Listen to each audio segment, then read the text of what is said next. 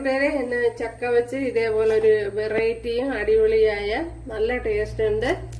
കുട്ടിയൊക്കെ നല്ല ഇഷ്ടപ്പെടും. ഇതേപോലൊരു ചക്ക ഫ്രൈ ആണ് തയ്യാറാക്കുന്നത്. അപ്പോഴും ഒരു പ്രാവശ്യം ഇതുപോലെ തയ്യാറാക്കി നോക്കുക. അതേപോലെ കറി ലീവ്സൊക്കെ കൂടുതൽ ചേർത്ത് കൊടുത്ത് ചെയ്ത് നോക്കുക. തീർച്ചയായിട്ടും ഇഷ്ടപ്പെടും. അപ്പോഴും വീഡിയോയിലേക്ക് പോവാം. ഉണ്ടല്ലേ, ഇത്രയും ചക്ക എടുത്തിട്ടുണ്ട്. കൂട്ടുകാരെ സെലം ബ്ലോസിലേക്ക് സ്വാഗതം. ഇത്രയും ചക്ക എടുത്തിട്ടുണ്ട്. ഇത് വെച്ചൊരു ചെറിയൊരു ചക്ക ഫ്രൈ നോക്കാം. അതിനായിട്ട് ഇതിലേക്ക് ഇതൊരു 250 ഗ്രാമൊക്കെ വരും.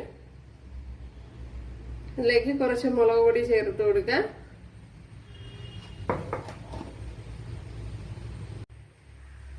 കുറച്ച് കായപ്പൊടി ചേർത്ത് കൊടുക്കുക. ഒരു 1/4 ടീസ്പൂണൊക്കെ മതിയാവും. ഇതിലേക്ക് 1/4 ടീസ്പൂൺ മഞ്ഞൾപ്പൊടി,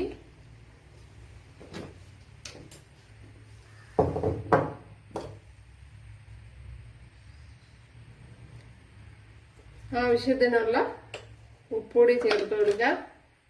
ഇതിലേക്ക് 1 ടേബിൾ സ്പൂൺ കറി ലീവ്സ് ഇതേപോലെ കട്ട് ചെയ്ത് ചേർത്ത് കൊടുക്കുക. ഇതിലേക്ക് കുറച്ച് കോൺഫ്ലവർ ചേർത്ത് കൊടുക്കുക. ഞാനിപ്പോൾ ഒരു 2 ടേബിൾ സ്പൂൺ ചേർത്ത് കൊടുത്തിട്ടുണ്ട്.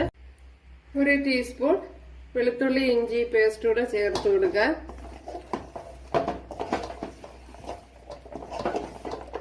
ചക്ക കഴുകിയ വെള്ളത്തിലാണ് ഞാനിപ്പം കുഴച്ചെടുത്തിട്ടുള്ളത്.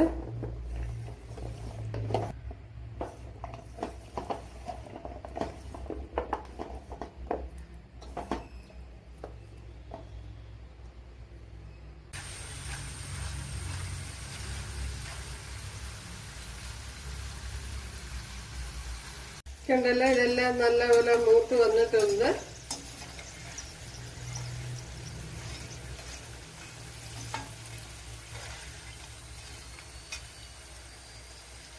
ഇതെല്ലാം ഇനി കോരി മാറ്റാം.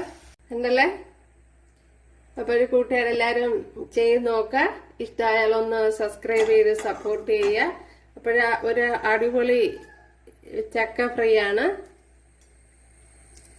ഉണ്ടല്ലേ, അപ്പോൾ നല്ല ഫ്രൈ ചെയ്തെടുക്കണം. അപ്പോൾ നല്ല അടിപൊളി ഒരു മസാലയാണ്. അപ്പോൾ എല്ലാവരും ഒന്ന് ചെയ്ത് നോക്കുക. ഇഷ്ടമായാൽ സബ്സ്ക്രൈബ് ചെയ്ത് സപ്പോർട്ട് ചെയ്യുക. എനിക്കൊരു സപ്പോർട്ട് ആവും. അപ്പോൾ അടുത്തൊരു വീഡിയോ ആയിട്ട് കാണാമെന്ന് പറഞ്ഞുകൊണ്ട് എല്ലാവർക്കും താങ്ക്സ്.